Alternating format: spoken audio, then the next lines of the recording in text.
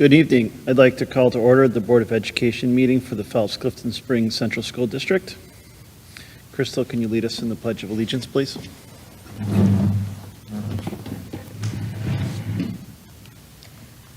I pledge allegiance to the flag of the United States of America and to the republic for which it stands, one nation, under God, indivisible, with liberty and justice for all. Next, we'll do roll call. We'll start here and work this way down the table. Jake Amadon, board member. Ryan Davis, board member. Don Miller, board member. Matt Murphy, board member. Matt Sickles, superintendent. Crystal Plant, district clerk. Thank you. Can I have a motion to approve the agenda? So moved. A second. Don Miller with the second. Thank you. Any discussion on the agenda?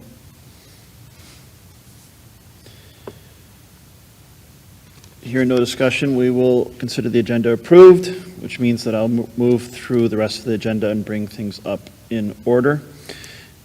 If you are watching this live stream, note that there is an agenda available on the board website, or I'm sorry, on the school website. Moving into reports, the first report is a statement that I will read in regards to an incident that occurred last week. So this is a statement regarding the misuse of district email. The district is aware that an email referencing a local election was improperly shared through the district email server. The district is addressing the incident with the individuals involved and has recalled the email. School districts are prohibited from engaging in electioneering, and school resources cannot be used for this purpose. The district will be taking steps to ensure a similar incident does not occur in the future.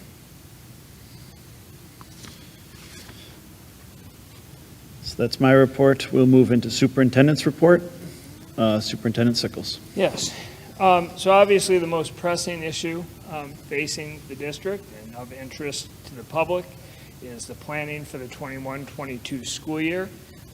Much to everyone's frustration, ours included, we're still waiting for the guidance from the state that will lead us through that process and dictate, what we are and are not able to do, or what we are required to do. With that being said, based upon how we finished the year and just general things that we're hearing, we are optimistic in planning for full in-person instruction for all grade levels, 5 days a week, beginning in September, and then we will adjust backwards from that if circumstances or the guidance dictate that we do so, but we are planning for 100% full in-person instruction.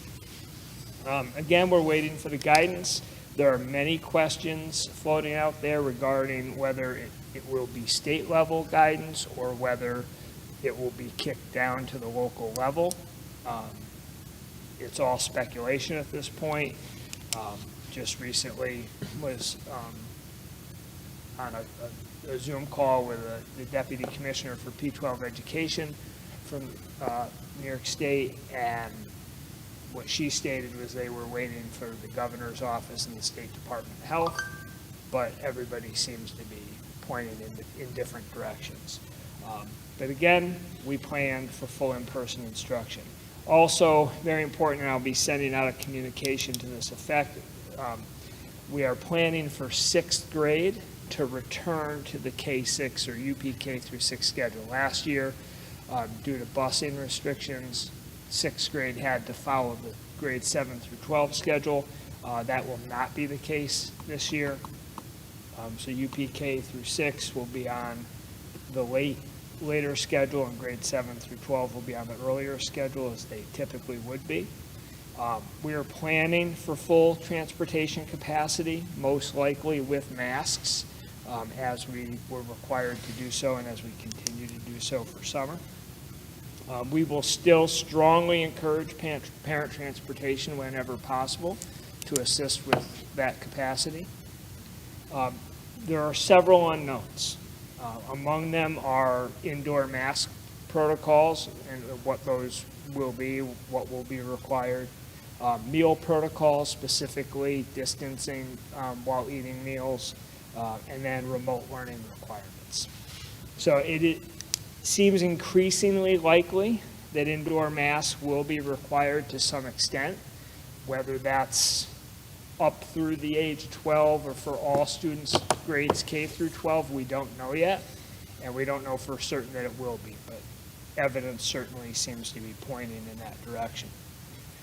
We have received email communications from parents inquiring about the possibility of some outdoor classrooms as a respite from mask wearing, and encouraging the district to pursue that endeavor. Outdoor classrooms, as we've discussed in the past, do require approval by state ed, compliance with fire code, but also, and I confirmed this with our county public health director, weather being what it is in the Finger Lakes, as soon as you have to enclose those tents, is essentially what they would be. As soon as you enclose them and heat them due to the elements, you're now indoors, and the indoor mask requirement, if there is one, would then apply.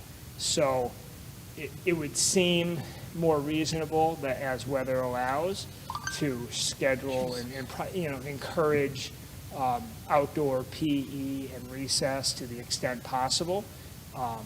But the outdoor classrooms wouldn't get us any more relief because, again, as soon as the weather turns and you have to enclose them, then if there is an indoor mask mandate, it would apply. So I just put out to the board, given those circumstances, is there any interest in pursuing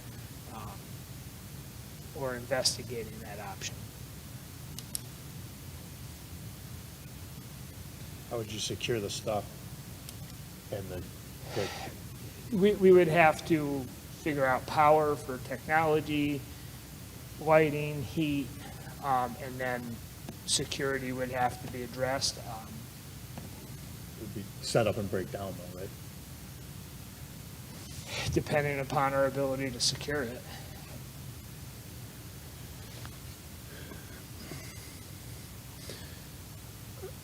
A more general question, I think, Matt, is last year, when students were required to wear masks all day, I assume they were given opportunities for mask breaks, right? What was the protocol for that? Well, at first, when we were in the hybrid model, they were 6 feet apart, so they were a little bit easier to manage. When K6 was back at 3 feet, they were either staggered, so opposite rows, so that they were 6 feet apart from the next person without a mask, or they were done in other locations or outdoors. And then at the very end of the year, outdoor mask wearing was lifted, so that provided additional opportunities.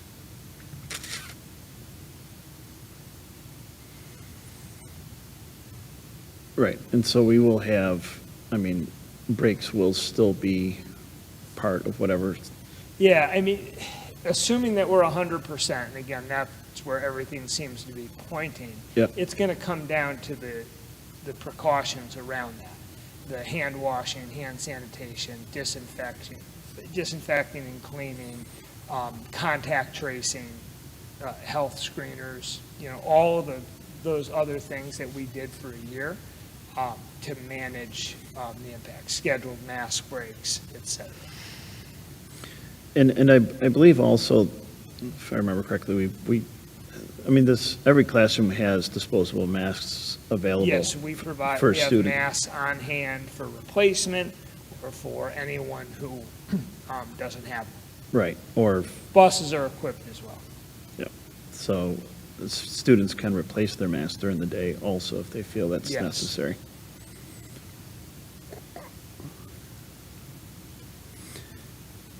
And you just noted that when the weather was good, students did go outside for masks breaks, which is sort of the same thing as having class outside. Right, weather dependent. Right, weather You do dependent. it for as long as you can you're just not setting up tents that as soon as the weather turns, you have to enclose, and then you lose Right. the freedom of being outside because you're essentially inside at that point. Putting a tent up would mean if it's warm and rainy, some students could go outside. But when it gets cold, it doesn't matter whether we have a tent outside or not. Because outside tent with walls is essentially inside. Correct. With SED, no matter what kind of structure you put up, you have to usually have a number to it. Yeah, and you it's a have to go through- project. Yeah. Yeah, it's a registered capital Oh, project. so even, Don, you're saying even if we put just a tent up outside It would qualify as Hey. like putting up a storage shed. as a building, right, or a room at least. Yep, so that would have to fall under all health and safety and fire, all the codes, Yeah, doors, access,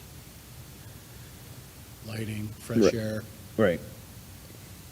So it seems like, Well, where would we be getting, I mean, it just, it, I think you're on the right path with trying to provide as much breakage as you can.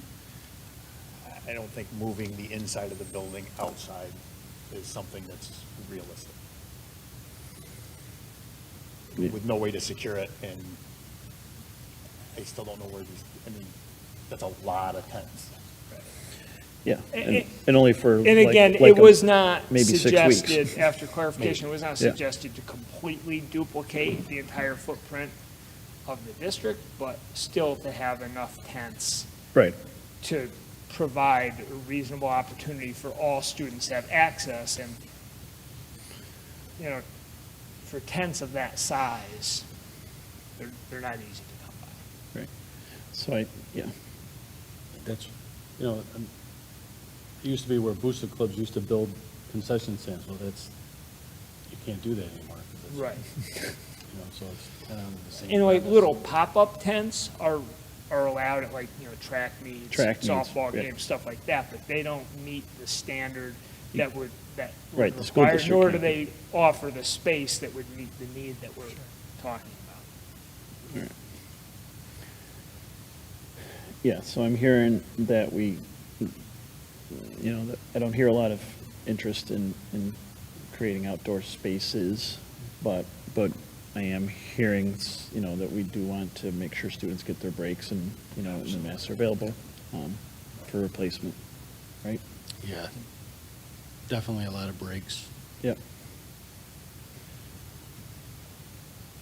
Matt, another question is, when you said we're planning on 100% in person, do you think when we did remote last year, right, the state had to, how does remote authorization work? I mean, So can we go remote on our own, or does the So state? first of all, we were required to have plans for all options, for So- in-person, hybrid, and remote.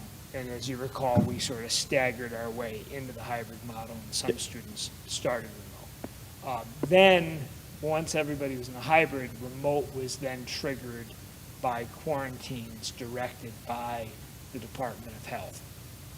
We never had this happen. Some districts around the state did, where an entire school building had such an infection rate that they closed it for a period of time. We did have a situation due to staffing where we had to switch to remote for, I believe it was a week, but that was a staffing-related issue, not a positivity issue. Yep. So, I mean, if a parent wants to be fully remote next year, Right, so I will address that next. okay, thank you, sorry, So, go ahead. so all good on Yep. that? Okay, so, one other unknown, again, is the physical distancing for meals, whether or not that'll be 6 feet or not.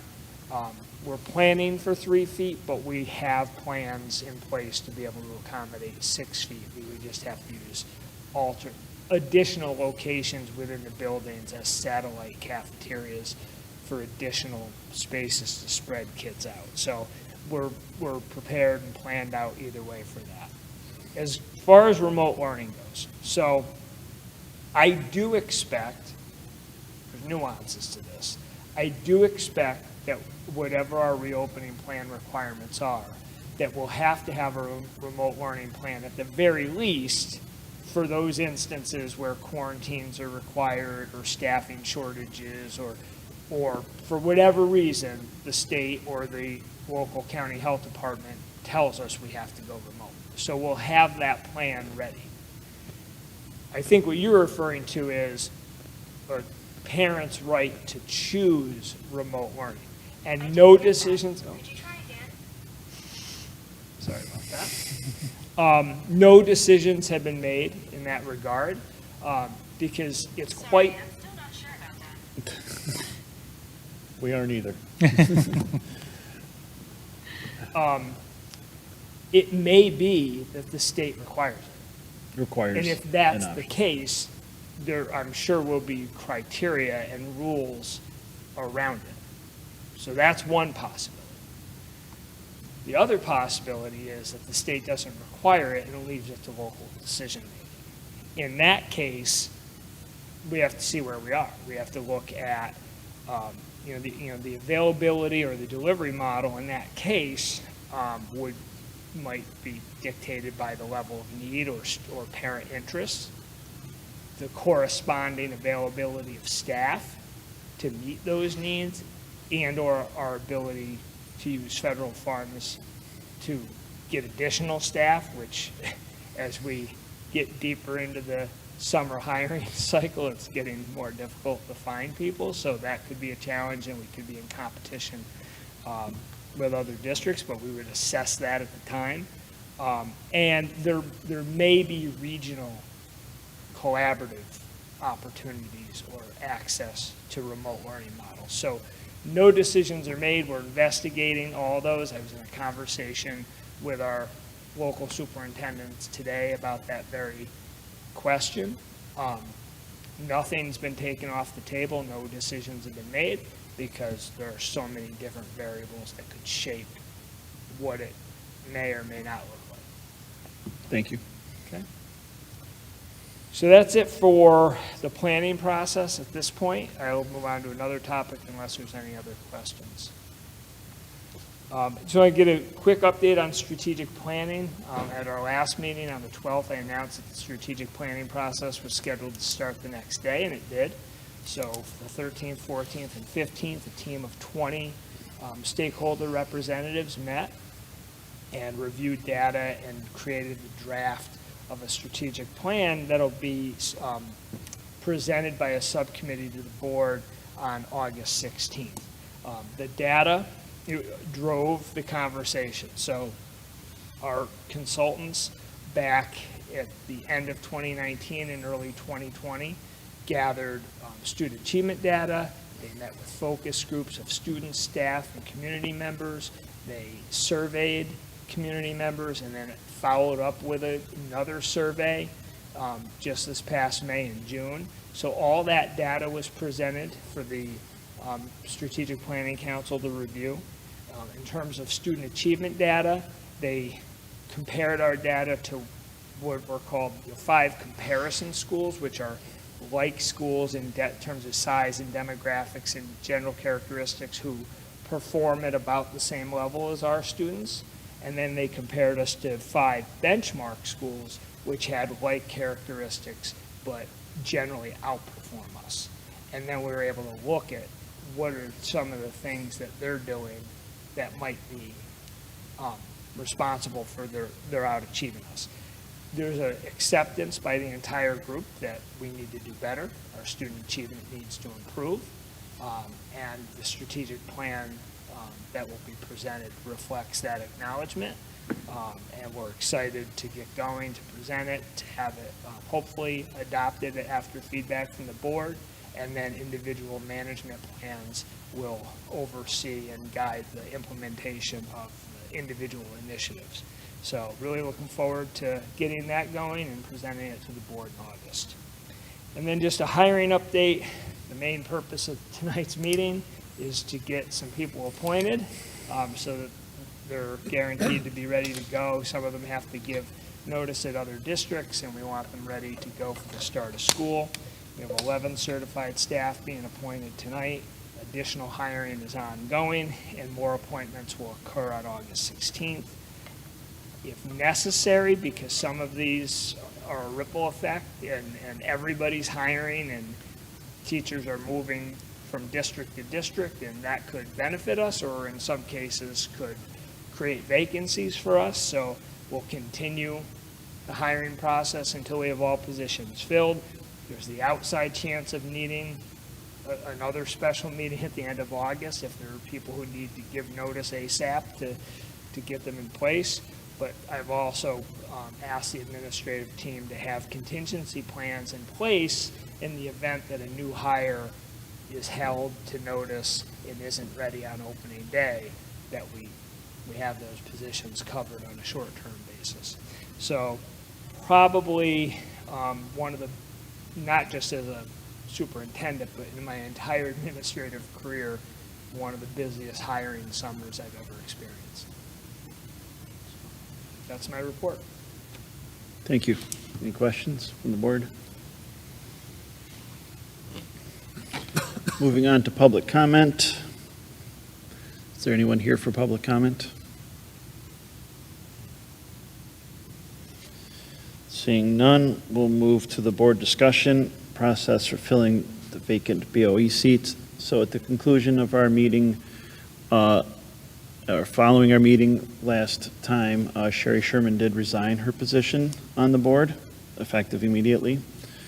And so the board, well, first the board, I'd like to acknowledge Sherry's very long commitment to the board and to the district, and was sad to see her go for sure.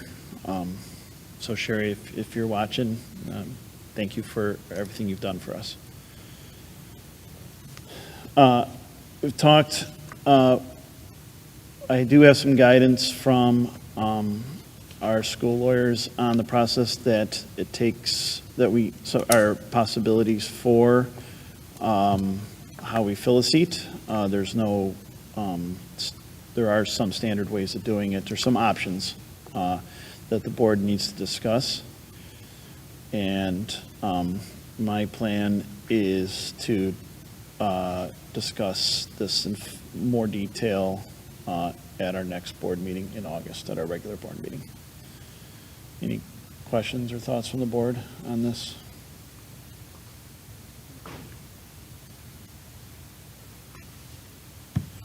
Hearing none, we'll move on to new business. I'm going to take each item in new business one at a time. So, new business A, to approve the creation of a 1.0 speech pathologist position. Any discussion on that? All in favor of approving this position, please say aye. Aye. Any opposed? Approve the separation agreement with Tracy Marshall, Business Administrator. Any discussion on that?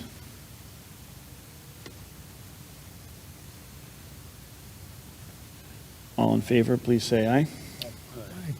Any opposed? And to approve a Clerk of the Works agreement with Daryl Lloyd, effective July 23rd, 2021. Any discussion on this? What's that? What is that one? So that's to oversee, back a year and a half ago, he oversaw our own staff, coordinated the replacement of many of our interior door locks throughout the district, and he's going to finish that work because we discovered that we could do it more cost effectively that way than through the capital project, freeing up some of those resources for other work. Thank you. All in favor of item C under new business, please say aye. Aye. Any opposed? Moving on to personnel.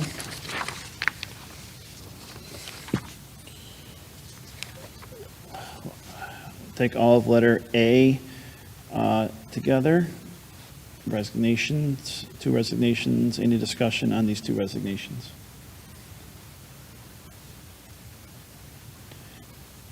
Hearing none, all in favor of accepting item A under personnel, please say aye. Aye. Any opposed? As Matt noted, we have a long letter B here, which is appointing 13 positions. We'll take all 13 as a block. Any discussion on the 13 positions under letter B appointment?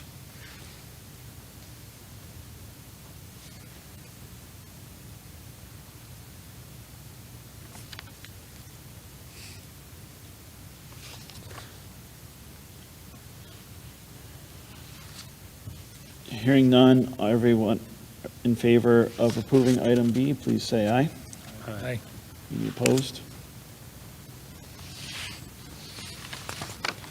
And we can do C and D together as a block, summer appointments and Appendix C appointments. Any discussion on items C and D?